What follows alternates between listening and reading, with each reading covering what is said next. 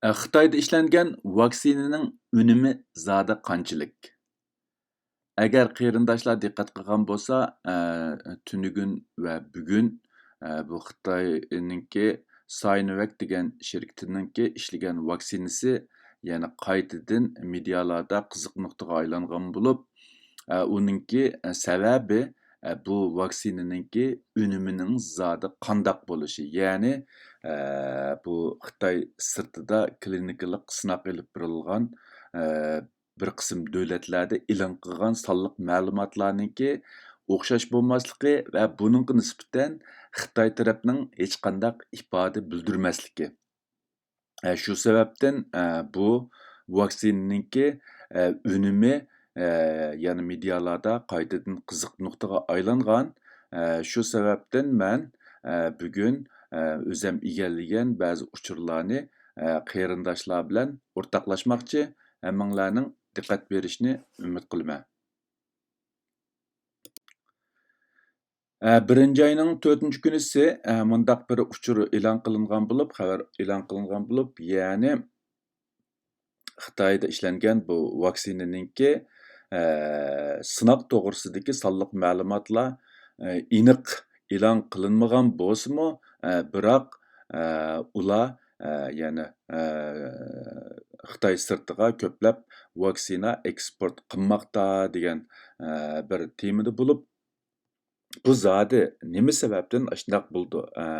Xitoy hukumatiningki bu haqda aniq bir doklad yo'q turib, yana boshqa davlatlarga nemishqa ko'plab vaksina sotadi degan bu masala xeli ko'p kishilarningki diqqatini qo'zg'agan.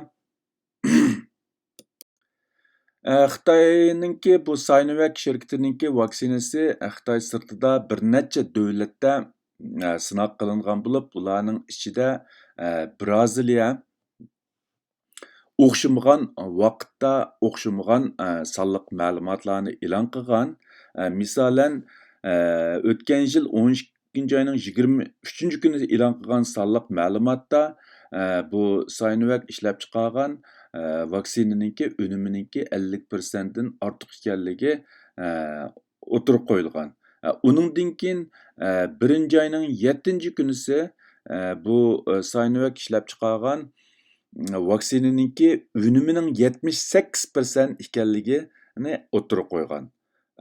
Mana bugun, ya'ni tunugun va bugun e'lon qilgan xabarlarda bu Sinovac ishlab chiqargan vaksinaninki unumining 60% dan tuvan ekanligi, ya'ni uning unumininki eng ko'p bo'lganda 50% bilan 60% ning orasida ekanligini e'lon qilgan.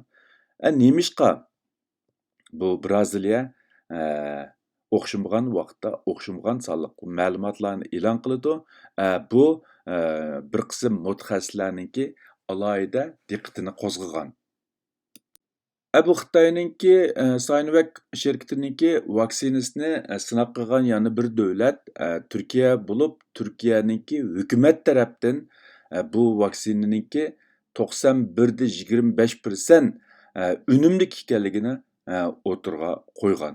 Bu hozirga qadar bu e'lon qilingan unumning ichida eng yuqorisi bo'lib, buni Xitoyninki CCTV'si va Global Time degandagidek asosliq medialar mushu Turkiya hukumatining e'lon qilgan sonliq ma'lumotiga asosan o'zlarininki vaksinasiniki 91.25% unumli ekanligini o'tirib qo'ygan.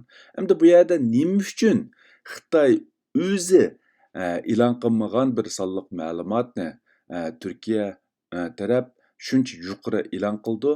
Bumu ko'plagan mutaxassislarning diqqatini qo'zg'agan.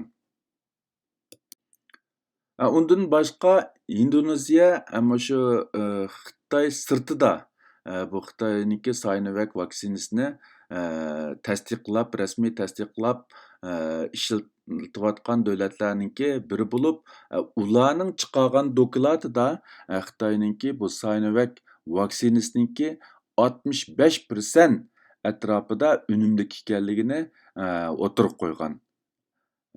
Bu shu Braziliyaninki oldida e'lon qilgan 78%'dan xilila töven bulup, şu sebepten bolsa kerak, bu qitim yani Braziliya eng ahirda e'lon qilgan bu vaksinaninki unumini 50% bilan 60% orasida deb e'lon qilgan.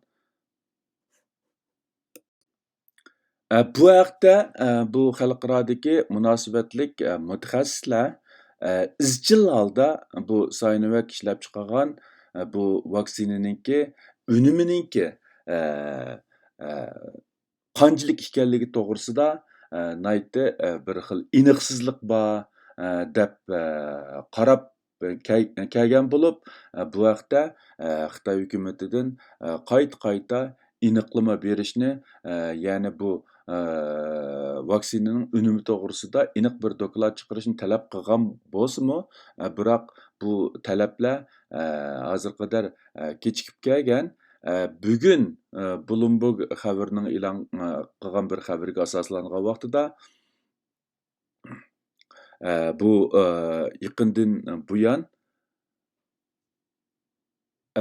medialarda chiqayotgan bu vaksina to'g'risidagi o'xshamagan sonliq ma'lumotlar mutaxassislarni alohida qaymoqtirgan degan temada bir xabar chiqqan. Buningda asosligi mushu Braziliya bilan Turkiya va Indoneziyada e'lon qilgan sonliq ma'lumotlarningki birdek bo'lmaganligi, anandan keyin shu sababdanmi bu vaksinaninki unumiga bo'lgan ko'z qarashda mutaxassislarda alohida bir qaymoqish paydo qilganligi o'tirib qo'yilgan.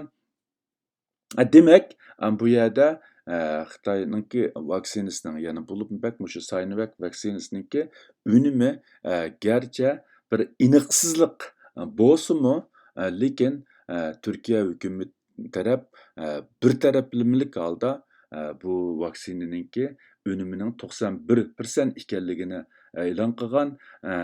Hozir shu sababdanmi Turkiyada bu vaksinaga nisbatan alohida talash-tortishlar davom qilmoqda. Men bugun bu xabarlarni ko'rgandan keyin qarindoshlarga bir foydalanish qiymati bo'lib qolarmikin deb bu qisqa leksiyani so'zlash orqali sizlarni xabarlantirishga tirishdim. Hammanglarning diqqat berganinglarga ko'pdan-ko'p rahmat. Men bu qisqa uchurlarni sizlar bilan o'rtoqlashishni shu yerda oxirlashtirmoqchi. Xayr-xo'sh, Xudoga omonat, ko'rishguncha omon bo'linglar.